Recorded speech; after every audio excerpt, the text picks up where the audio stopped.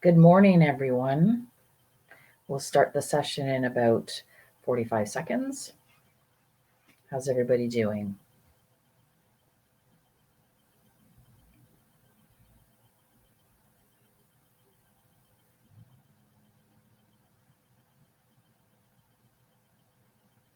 Morning, Kelly. Hi, Maxim. Hi, Kevin. Morning, Jessica. Morning, Dawn, Erica. Thought winter was back. You must be in the Maritimes. Heard it snowed there. Morning, David. Morning, Justin. Morning, Etienne.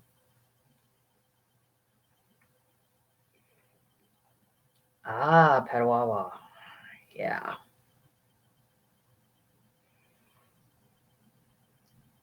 It's actually sunny here today, and it's going to be +1. It's been in the negatives for the last couple of days, so looking forward to it warming up.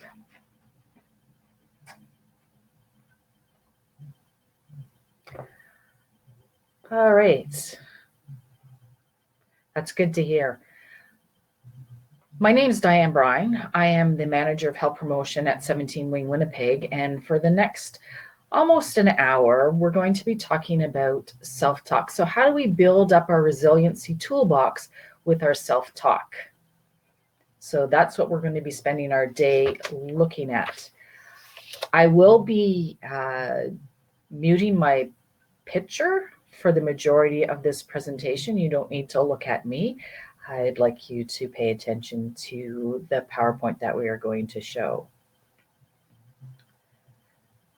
So we will be using the chat box for questions and answers. So I want to make this presentation as interactive as possible. So we'll be using that chat box to do that. If you have any questions at any time, please feel free to type it into the chat box and let me know how things are going.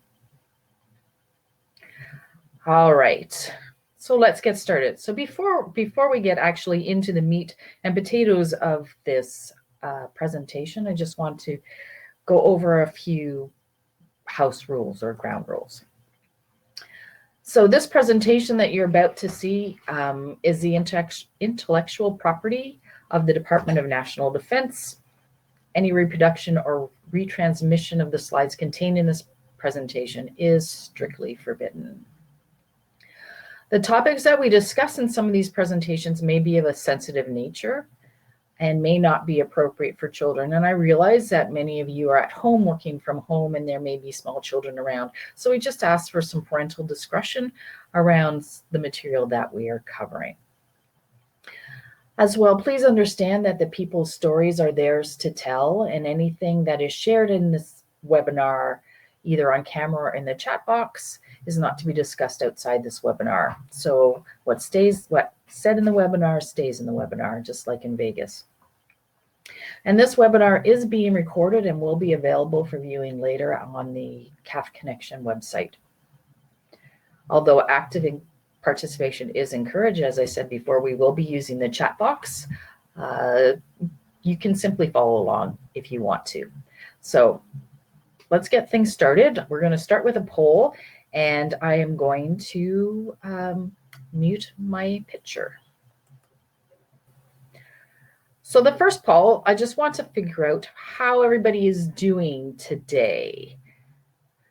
So take a moment to answer this. How are you feeling today?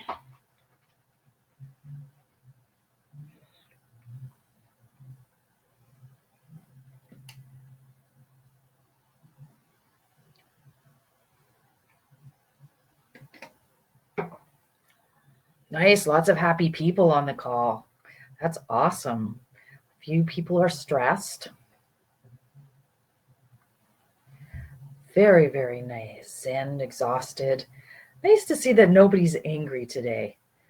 That makes me feel good. All right.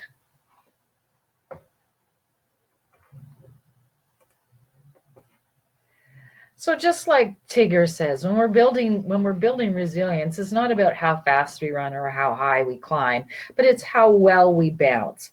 So hopefully looking at self-talk is going to help you to improve how you bounce. So let's take a moment to look at what exactly is self-talk. So self-talk is that internal voice. We're constantly having a conversation running in our brain. It's like a play-by-play commentary evaluating and interpreting how things are going. It includes our conscious and our subconscious beliefs and assumptions. It's automatic and subtle. Often we don't even realize it is happening. And we don't recognize the impact that our thoughts have on our feelings and our behavior. And self-talk can be positive or negative. So this is kind of how self-talk works. An event or situation occurs, and we interpret that. We do an interpretation of that event or make a judgment, and we talk to ourselves about what's happening, and that results in feelings and reactions. So it's not really the event that leads to our emotions and behaviors, but our thoughts about that event.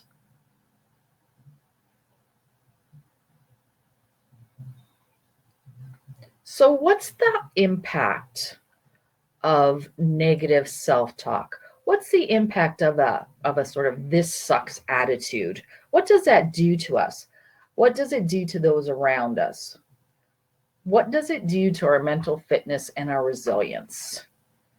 You want to take a moment and just comment? You start to believe it. Absolutely, Jessica. You stop trying.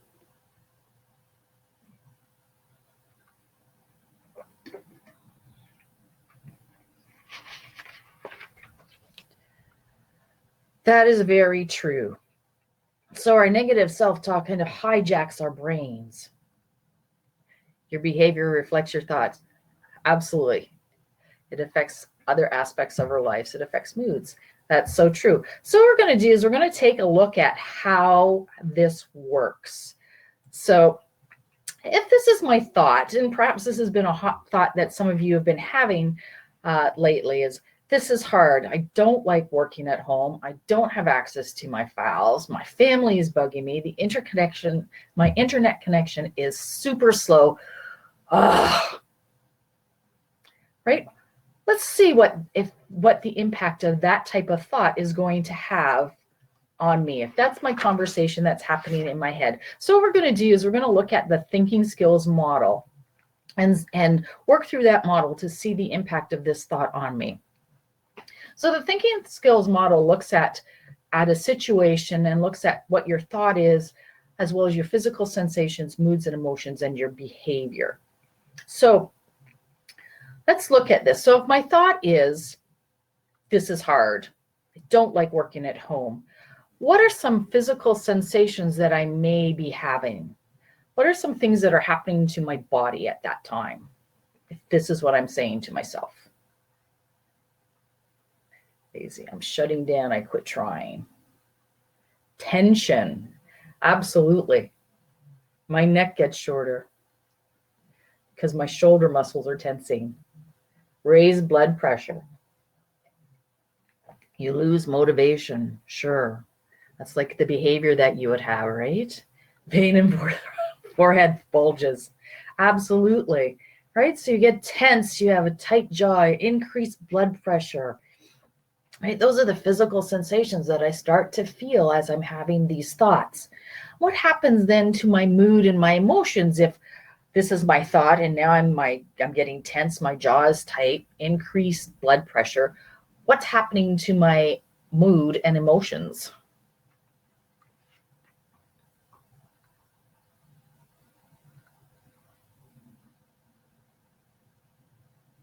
Sad or angry, for sure. Grumpy.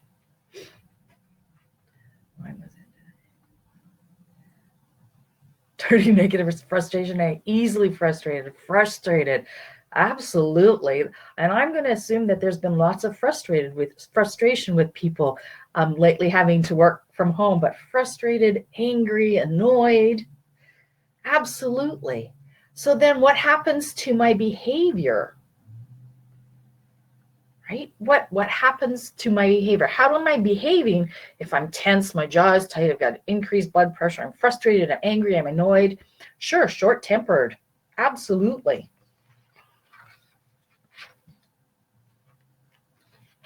Aggression. I just shut down and quit. Yeah, nobody wants to be around me. It's probably good then I'm working in my basement. Yeah, avoidance, for sure. Yeah, you might yell at a family member. You might procrastinate, shut down. Absolutely. Never fun. So then what's the outcome of that? What's the new situation that's happening now? Because my original thought was, this is too hard. I hate working from home.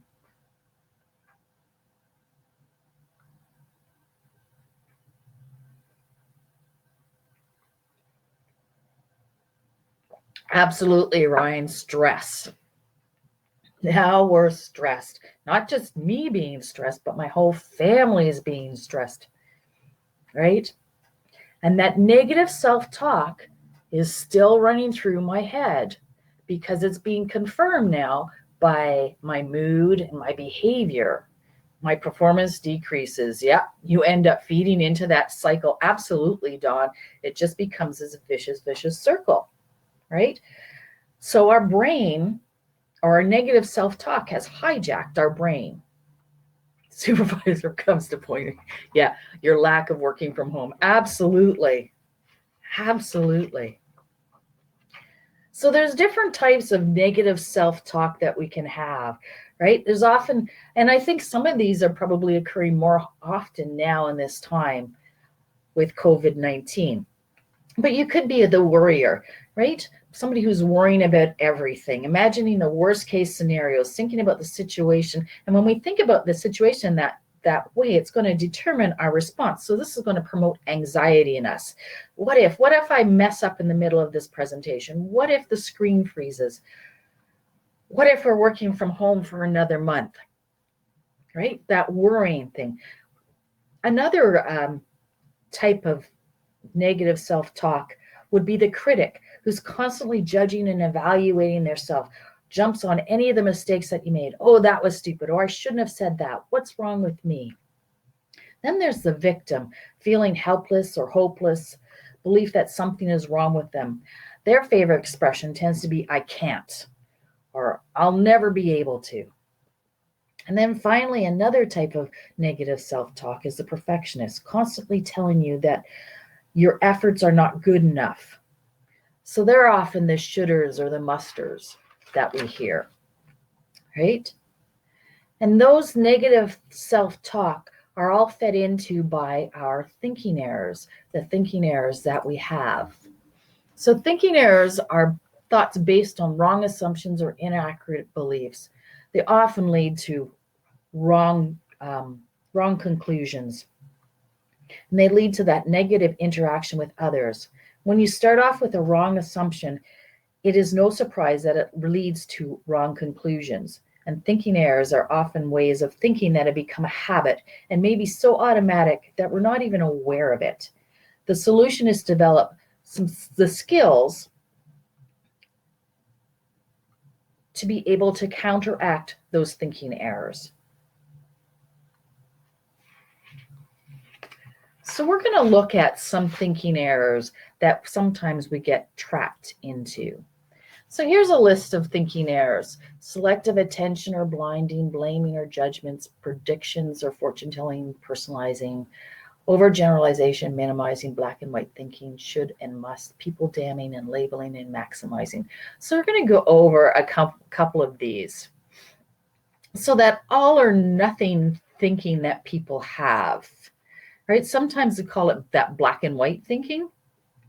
I'm not perfect if I fail. Either I do it right or I don't do it at all. If that's the type of thinking that I have, then if I don't have all my materials to do my job here in my house, then I'm probably not even going to start because I think I won't be good enough.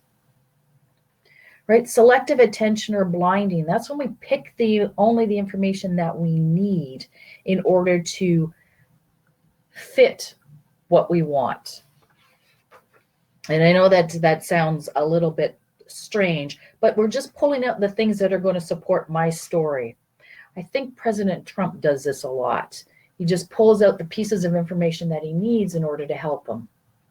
So that would be that selective attention or blinding, ignoring the other things that would change how you think about something.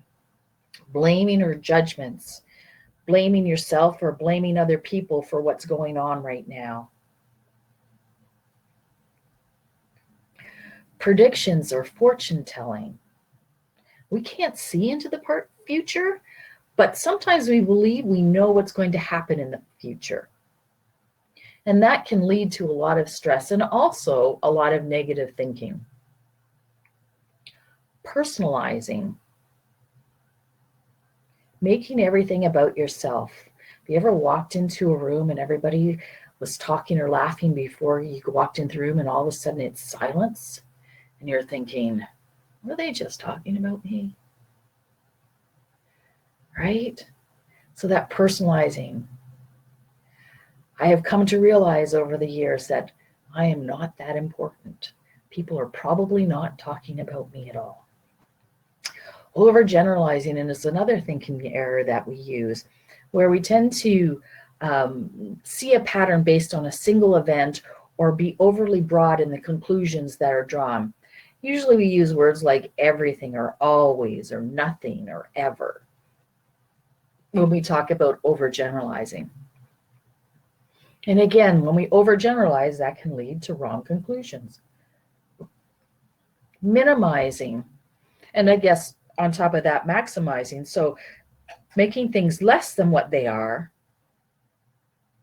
as well as making them shrinking something to make it seem less important. So either blowing things out of proportion or inappropriately shrinking things to make it seem less important. Should or must. Again, these are words that perfectionists use all the time. So using critical words like should, must, or ought can make us feel guilty or make us feel like we've already failed.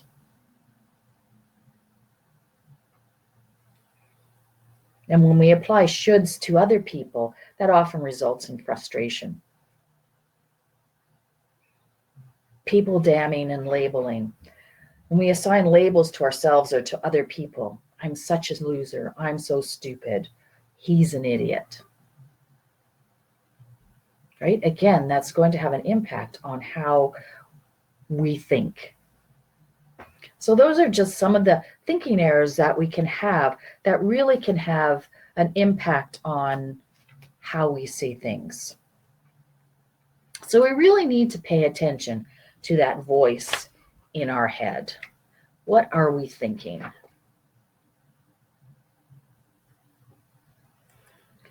So how do we change the conversation?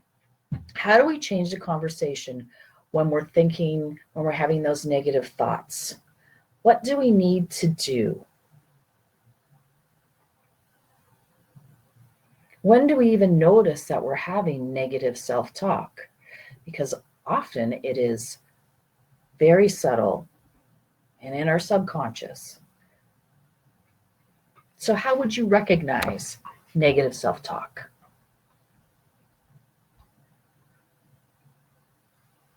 If someone tells you, yep, absolutely.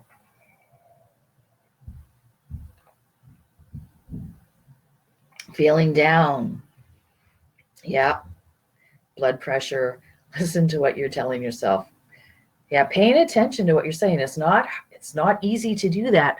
Catch yourself going down the rabbit hole, fast breathing, starting to avoid tasks or activities. Would you say it to your friends? Interesting, yeah.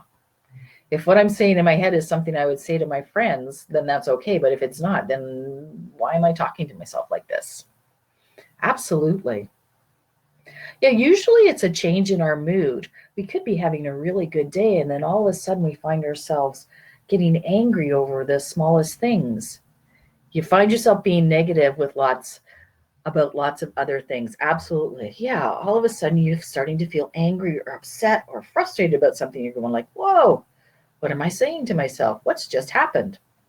So yeah, if we want to change our negative self-talk to something more positive, the first thing we need to do is recognize it, recognize what's happening. And often that is through our feelings, the way our body is feeling, right? Any mood changes that we're having, or if all of a sudden I'm getting a knot in the back of my neck, thinking like, okay, what's happening here, right? So that's really a good indicator.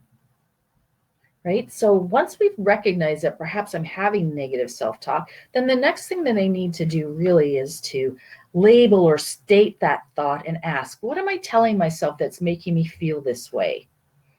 And do I really want to do this to myself? Do I want to continue thinking like this? Do I want to stay upset? Maybe I do. Maybe today is pity party day for Diane. I'm thinking if that's what I want to do, I really need to put a deadline on it and say, okay, if you want to wallow in sadness, you can do it for the next 20 minutes and then you have to stop. But typically what we're going to say is, no, I don't want to talk like this. I don't want to be in this mood. I don't want to be upset with myself. I don't want to be frustrated. So then what we need to do is relax. So in order to interrupt your train of negative self-talk, you need to switch gears. And this can be accomplished with some deep breathing. So last week we had 2 webinars on mental health, and they both talked about the importance of your breath and deep breathing. So take a moment, take a deep breath. Breathe in, breathe out. Right? Take control and stop the thought and delete the thought. And this might actually require you to say verbally out loud, like, stop. And I often do that. I'll go, stop it, Diane. Cut it out, right? So use that thought stopping technique such as stop or get out, even stopping your feet or snapping a rubber band against your wrist to help divert your attention from what you're saying. And then you need to replace that thought and practice the thought, the new thought. So delete the old one, this is too hard, and replace it with something else. I've got this, I can do this. And you may have to repeat this a couple times in order to get it to stick. What happens if we delete that thought and don't replace it with anything else?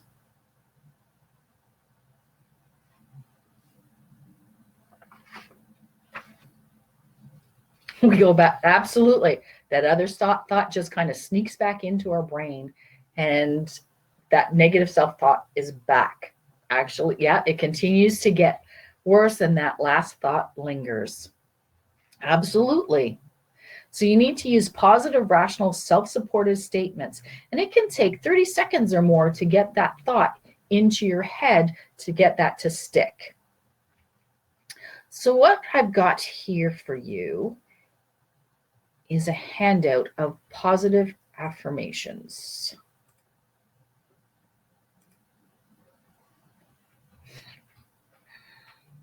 So here's a list of several affirmations that you could use when you find yourself having some negative self-talk. You can pick one of these and use that in order to help to change your thought. There's a lot of thoughts there. You can pick one of those. If you don't like any of those thoughts, there are some spaces at the bottom where you can write your own thought that you can use. So I'll just give you a few moments to look at that, go over that page and see if there's anything there that you would like to start using.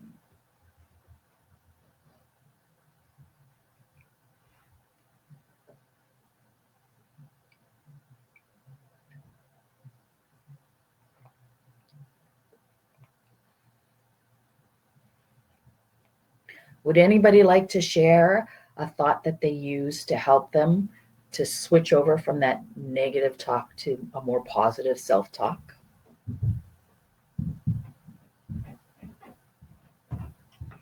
I give the best in me in everything I do. I like that one. I deserve good things in my life. Like that one too, Jessica. I am surrounded by love. Yeah. I'm thankful for what I have. Absolutely.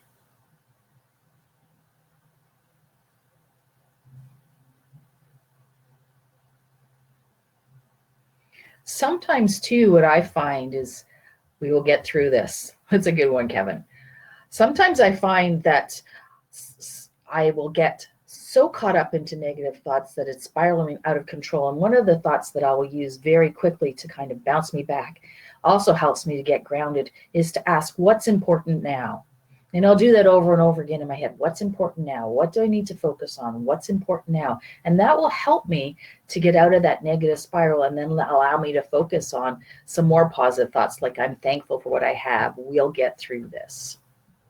Right? So that's a very good one to use, is the win. What's important now? All right. So some other things that we can do to help to keep our self-talk positive is to look at the altitude of your attitude. As I said, your attitude affects everything, right? That self-talk, how you're looking at the world affects everything. And reframing is a really good way to do that. It allows us to move from a negative perspective to a positive one. So reframing is that mental filter skill that can change your explanation of what's going on.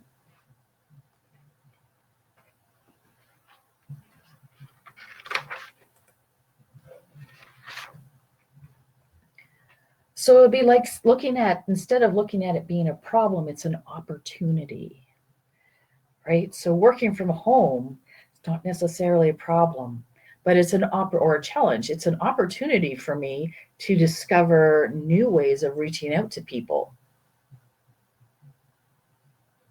What are some other things, other ways that we can reframe things?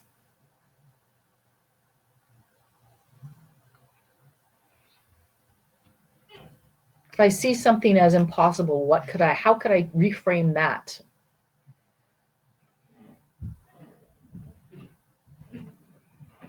I like being grateful for even the smallest things. I like that too, Jessica.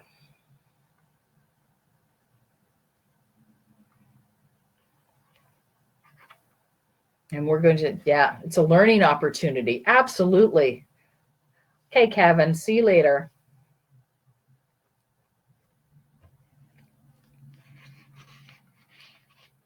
I think about past compliments to tell myself that I can do it. Absolutely. Right. Very cool.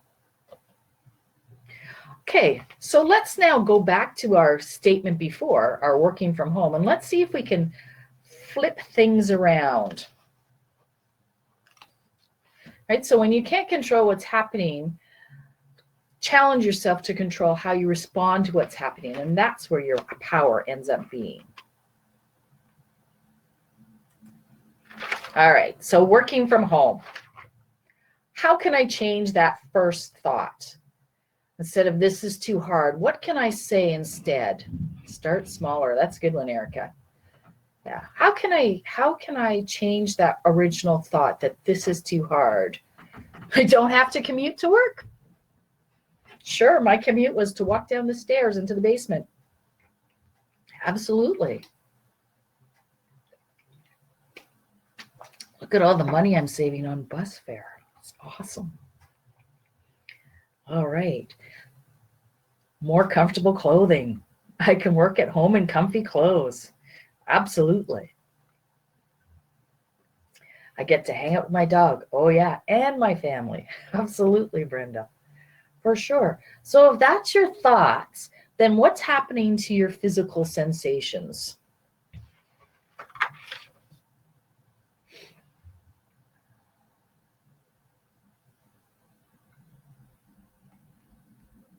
Smiling, a sense of well-being. Sure. More relaxed. Absolutely. So relaxed, more focused. Absolutely. Then what happens with our mood? Less pressured? Sure. What happens to our moods and emotions when we're feeling this way? When we're having that thought, stable, capable, yeah, upbeat. You tend to forget and less focus on the shitty things. You're relieved. That's a really good one. Absolutely. Yeah. So calm, curious, content, relieved, upbeat. So then what happens with your behavior? How does that impact your behavior? You tend to forget less. Yeah. We'll take it one step at a time. More willing to attempt, ask for help. Absolutely. Yeah, you're paying attention to the details. You're focused. More willing to try new things, for sure. And then the outcome of that, I found that sometimes a run kickstarts my positive thoughts. So sometimes I start with physical activity. Absolutely. Yeah. Be one more. Yeah. Getting more productive in what you're doing. Absolutely. So that you're not the only one working from home and isolated. For sure. Absolutely. And all of a sudden, all that started with was that first thought that you had, right? And all of a sudden that turns the whole way you're looking at your day around, right? And one of those things that's happening is that we're practicing gratitude, right?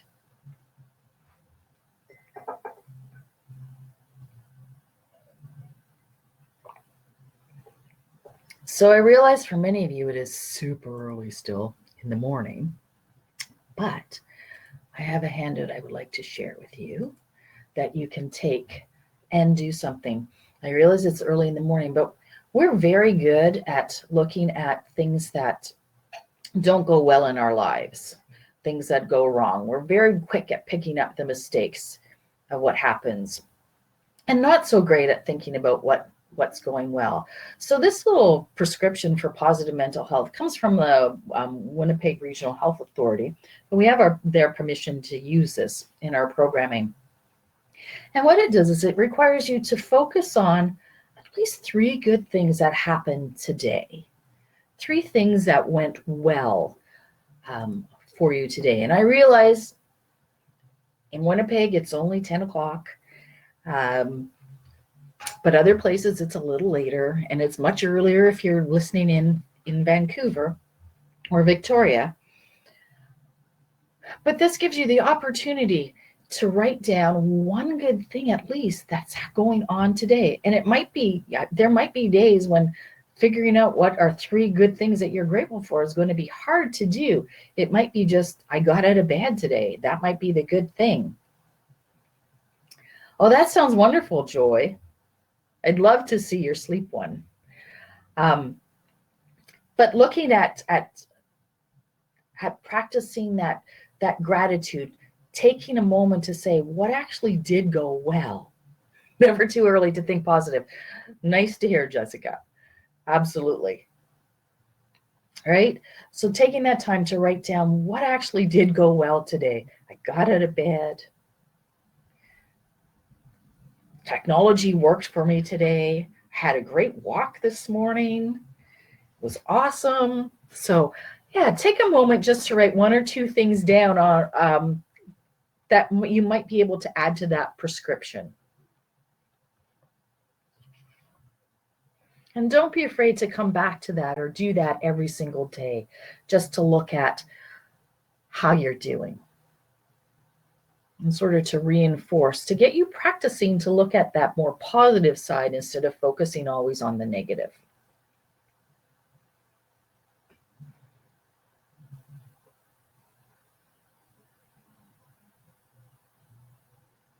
Does anybody want to share one of their good things about their day so far?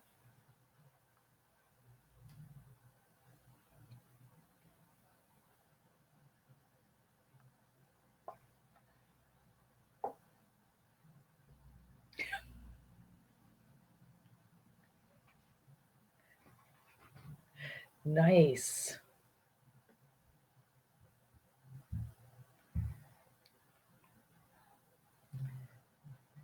Very nice.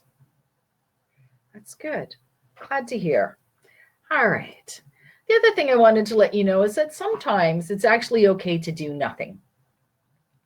So being productive 100% of the time isn't possible. So don't feel guilty about just relaxing and giving your brain a rest, so that then you can come back to looking at your world in a more positive way.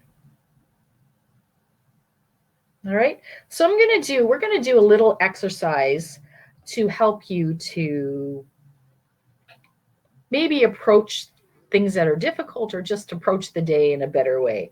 So this exercise uses components from a lot of the mental fitness exercises that we heard in earlier webinars. So a little bit of grounding, a little bit of being mindful, a little bit of your breath, and as well that positive self-talk. So really, you don't need anything but a sense of personal awareness. And by practicing awareness in your posture and your breath in certain situations, you can quickly master the art of stopping that anxiety or those anxious thoughts before it spikes, and by using this really simple technique. So the first thing that you need to do, actually, if you can, stand up in your area. But the first thing that you need to do is you need to look up. So when we start to feel stressed or anxious, or we have those negative thoughts in our heads, we tend to look down. And that puts us in an internally focused state where any stress or negative feelings are easily dwelt up and can quickly snowball. So we need to look up and put our focus on the outside world, and not in our head. Next, we need to feel our connection to the earth. When we're ungrounded, we feel disconnected and spaced out. So to feel grounded again, you need to focus on your connection to the ground. Feel your feet on the floor. Move them about and feel the sensation of the ground against your feet. You can start walking about or stamping them against the floor, and really focus on the solid feel of the earth beneath you. Imagine that you're rooted to it. Next, what I want you to do is feel your frame. Bend your knees slightly and push your hands down onto your thighs. Feel how solid your frame is. Pat up and down your arms and legs. This is going to open the meridian channels and remind you of your solid physical self. Now what I want you to do is put your hands on your hips. Stand up strong and tall, and pull out one of those positive self-affirmation that you had picked earlier. Pretend you've got your cape flying behind you like a superhero, hands on your hips. You are here, you are strong, you can cope. So I am here, I am strong, I can cope, I've got this. All right, now you can all sit down again. How was that? How was that little activity?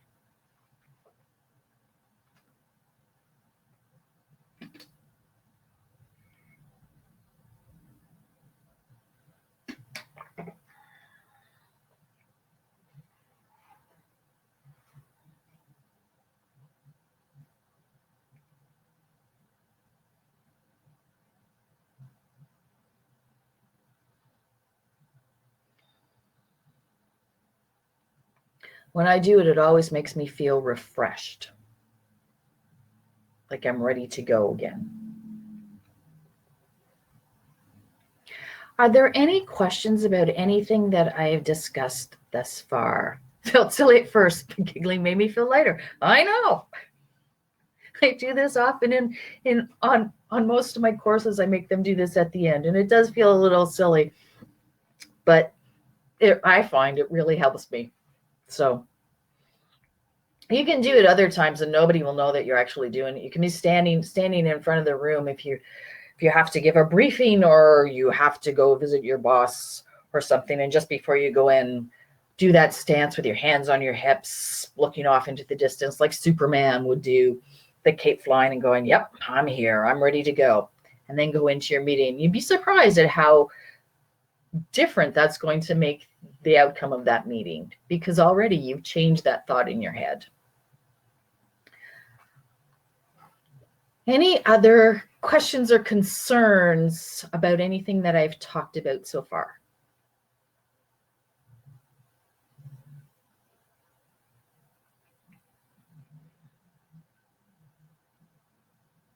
Is everything good?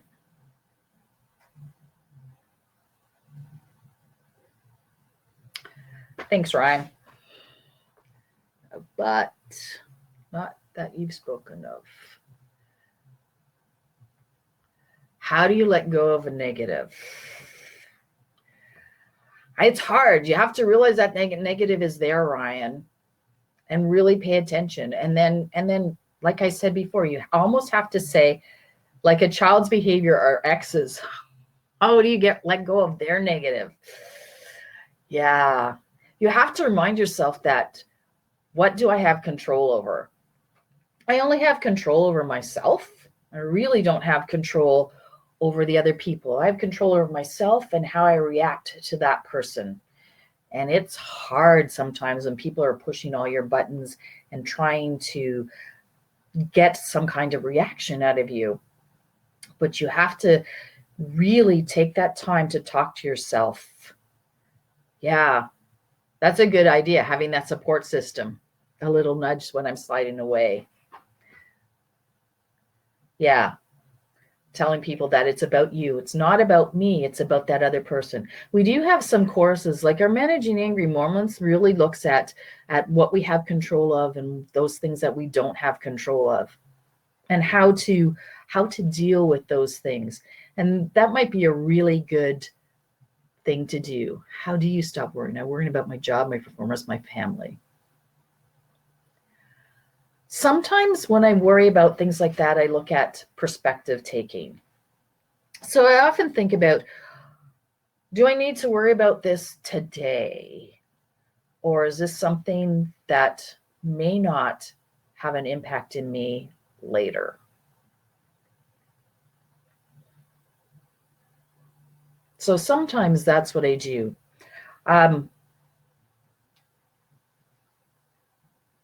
My son, who's now an adult, but when he was around 16 years old, wanted to dye his hair bright red. I am talking Ronald McDonald red. And that one was really tough. How do you get him? How do you accept this? People are going to be looking at him. People are going to be staring at them. These are the thoughts that I was having. It's going to be embarrassing being out in public with me. And then I thought, well, it's his hair. It's not my hair. It's his hair. He's the one that's going to have to deal with it, not me.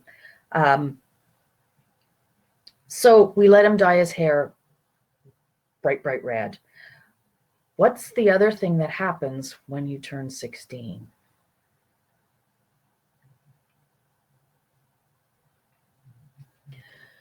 You start to learn how to drive and you get your first driver's license.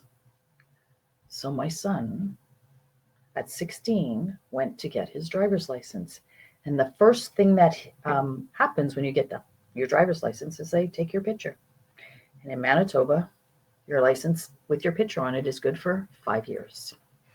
So for 5 years, my son had a driver's license with red hair on it, which was awesome for me because I thought it was very funny. So sometimes changing perspective and looking at it, right? Yeah, what is the worst case scenario? What's the worst that could happen? And if that does happen, are you capable of getting through that? Journaling is actually really good. We're going to watch a little video actually right now. It's by Dr. Mike Evans. It's called 90-10. I'm not sure if you've seen it before, but maybe this will help to answer some of the questions that you are posing right now. So I'm going to share that with you right now.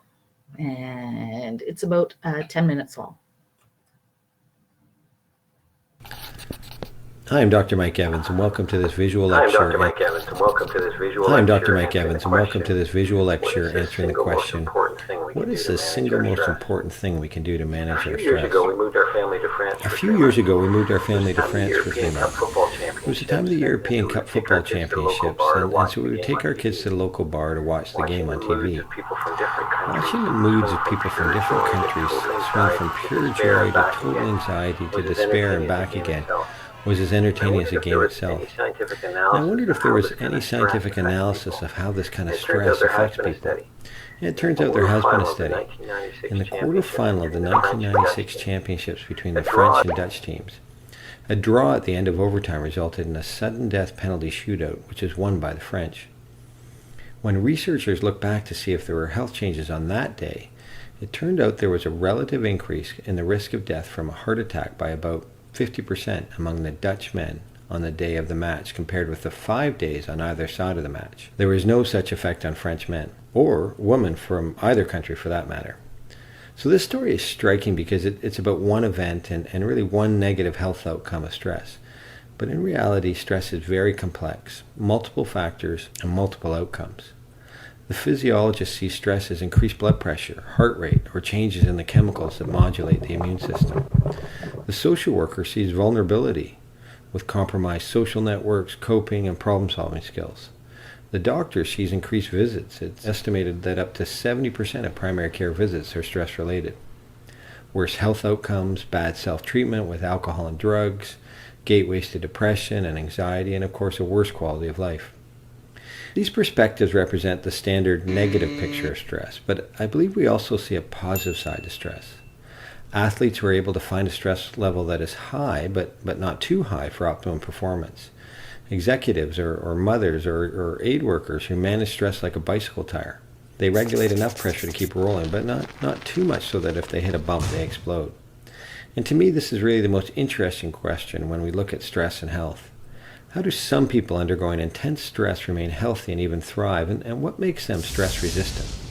Well, I think the answer is big and includes factors like how much control people feel they have in their lives, their social network, and I mean that in the old sense of the word, openness to change, attitudes like optimism, self-care skills such as exercising and humor, and so on. Research on mental health shows that we have sort of bento boxed more severe mental health issues and tried to figure out what works and what doesn't, which is great, but we have done much less research on the most common problem, stress, and when it is studied, it's usually in the context of other diseases. So based on the current literature, my pick for the single most effective treatment for managing stress is actually kind of a simple one. Change your thinking style. Most people think stress is something that happens to us, like a piece of steel on a bridge that is constantly being stressed and then eventually snaps. This is the physical model, but it's actually not the human model. The difference is that stress passes through a 2-pound piece of tissue on the top of your face called your brain. So we say things like, my job is stressful, or my friend Sylvia is stressing me out. But in fact, we create the stress in our brains. Your work or Sylvia isn't stressful. It's your thinking that brings the stress. Your brain is the volume dial that can turn the stress up, but I think it can also turn it down. People think we are born with certain attitudes and a thinking style, but the truth is stress management is a skill that can be learned. Dr. Mats Gullikson and his colleagues in Uppsala, Sweden, published a trial in 2011 in the Annals of Internal Medicine, following over 400 people, mostly women, who had had significant heart events such as a heart attack or bypass surgery. Half the group received usual care, and the other half got usual care plus cognitive behavioral therapy, or CBT. CBT has become an umbrella term where you learn practical techniques such as problem solving, relaxation, and challenging common thinking traps. So for example, a negative filter. So 5 people say, great job, and 1 says nothing, and you think you blew it. Fortune telling. I'm not going to that job interview. They'll just reject me. Mind reading. A friend walks by you without noticing, and you assume he dislikes you now. Polarizing or black and white thinking. I failed my diet by eating that piece of cake. Now I might as well eat the whole thing. And so on. And a thought record is then used to reframe your automatic thinking into more healthy thinking. As the American psychologist William James said over 100 years ago, the greatest weapon against stress is our ability to choose one thought over another. So the researchers wanted to see if people could use these techniques to reduce the daily experience of stress, time urgency, and hostility. And if so, did that lead to better outcomes? So not a drug, not a diet, not a stent, just changing the way you think. The participants were followed for over 7 years.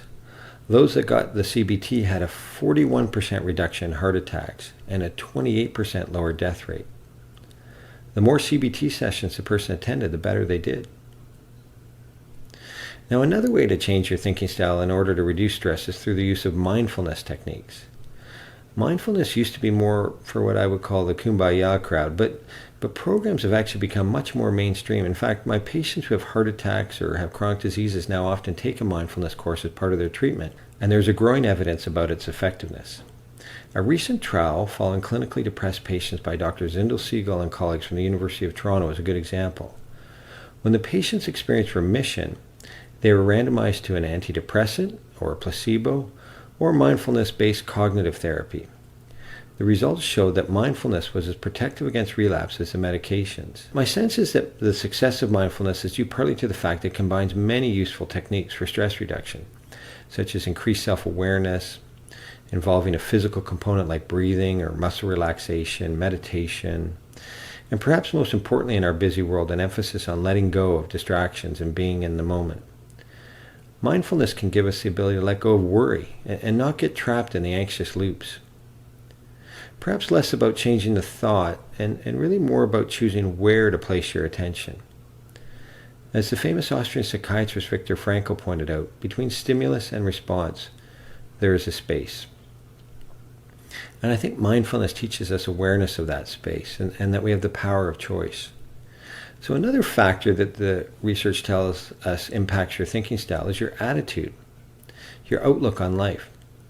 Dr. Suzanne Cabas and her colleagues from the University of Chicago looked at this by following a natural experiment in the 1980s breakup of the Ma Bell telephone company. They followed who coped well and who didn't, and identified 3 key traits of those that coped well. The first notion was commitment. The stress-resistant executives were committed to different aspects of their lives. So even while facing uncertainty, they stayed committed to quality work, engaging with family and friends, their communities, their faith, their hobbies. They saw, and I think were committed to, the bigger picture of success, and this allowed them to weather the turbulence in a specific area of their lives.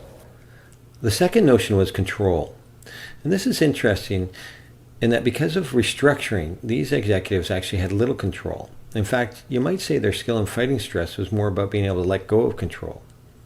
They could see that the sands were shifting, and if they were too rigid in their control of a territory or a department, they might actually lose the bigger opportunity or even their job.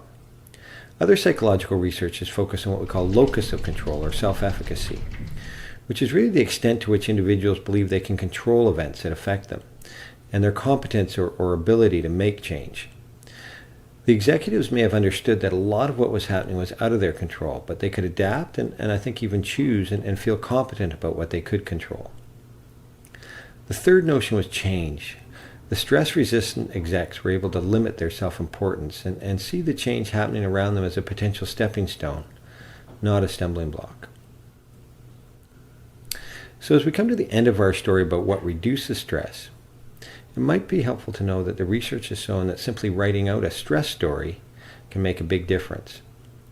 The act of giving coherence and I think creating your own personal narrative to stressful events in a letter can be an effective way of negating the stress of those events. The classic therapeutic letter writing exercise is writing a letter to somebody who stresses you out and then not posting it. Finally, I'd like to leave you with this advice to improve your thinking style. Think basics.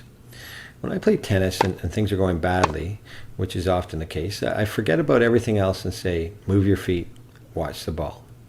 That's it. When things are stressful, sometimes you need to keep it simple. Say to yourself, I will keep a regular sleep routine. I will avoid eating crap. I will walk. I will mingle. And I think there's some early evidence for altruism or doing good. As Abe Lincoln said, when I do good, I feel good. When I do bad, I feel bad. And that is my religion. And I'm often reminded about the power of simplicity from a lesson one of my patients taught me. I did deliver bad news to him, and when I did, he kind of shrugged his shoulder and said, well, I'll be okay. I follow the 90-10 rule. 10% of how we do in life is based on what happens to us, and 90% is how we respond. I think the same may be true of stress. So take a deep breath. Think about your big picture of commitment, your sense of control, your openness to change. Consider doing some homework on yourself. Reframe your thinking. Redirect your attention. Maybe write a letter. Repeatedly, the evidence shows that if people manage their stress well, they have better health outcomes for virtually any disease they may suffer from. And remember that challenges will always be out there. That's life. But remember, too, that your thoughts and your attitude are the key holders for the stress you experience. Not the traffic, not your boss, not your job, not your neighbor, but you. And something you can improve, your thinking. Hope this helps. Thanks for listening.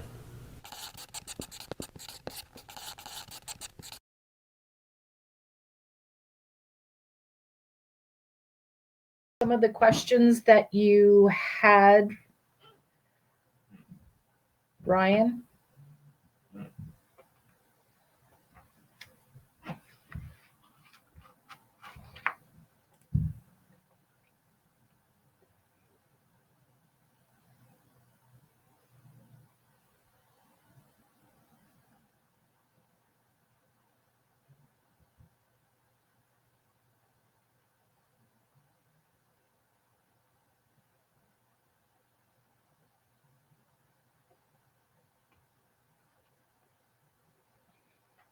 Thanks, Jessica.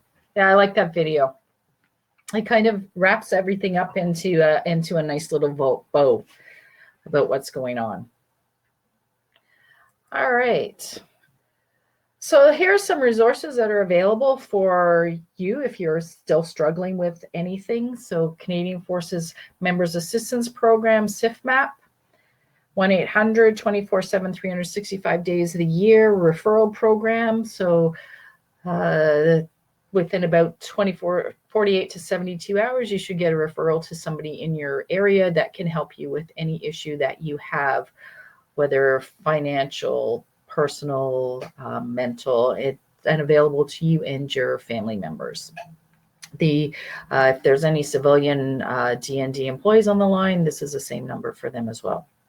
There's Canada's suicide hotline if you're having difficulties or somebody you know is having difficulties dealing with anything. That's a line for them. Information on COVID-19. Please get the information from a reliable source. Family information line, 24/7, 365 days a year bilingual service that actually has trained counselors on the line. The other thing that they do is you can arrange to have ongoing counseling appointments with them over the phone. So a really great service, and that's available for you and your family members as well. Sexual Misconduct Response Center, for anybody who's dealing with anything of a sexualized manner, are there to help you. Kids Help Phone, the ARC line in support of COVID-19. So if you have any questions about what's happening with COVID-19, about your work or anything, they have some information for you. Okay. Are there any other questions or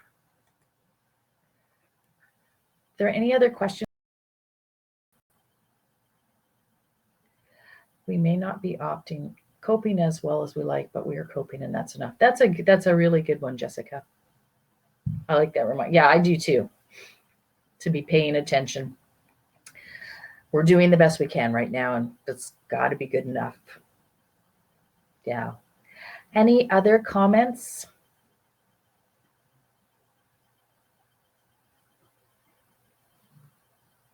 Thank you, Brenda.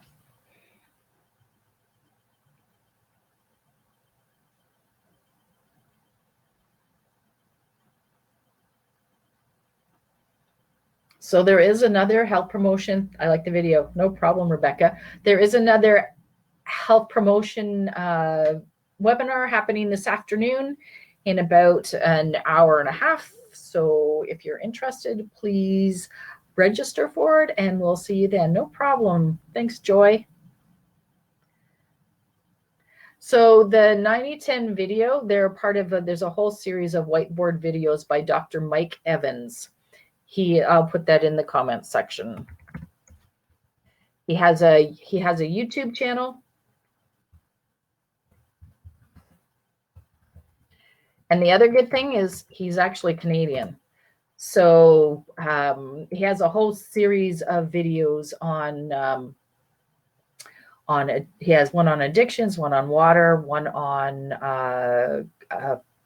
quitting smoking, one on, he has a lot on stress, one on activity, how to get through a crap day is a really nice short one. It's about 2 minutes long.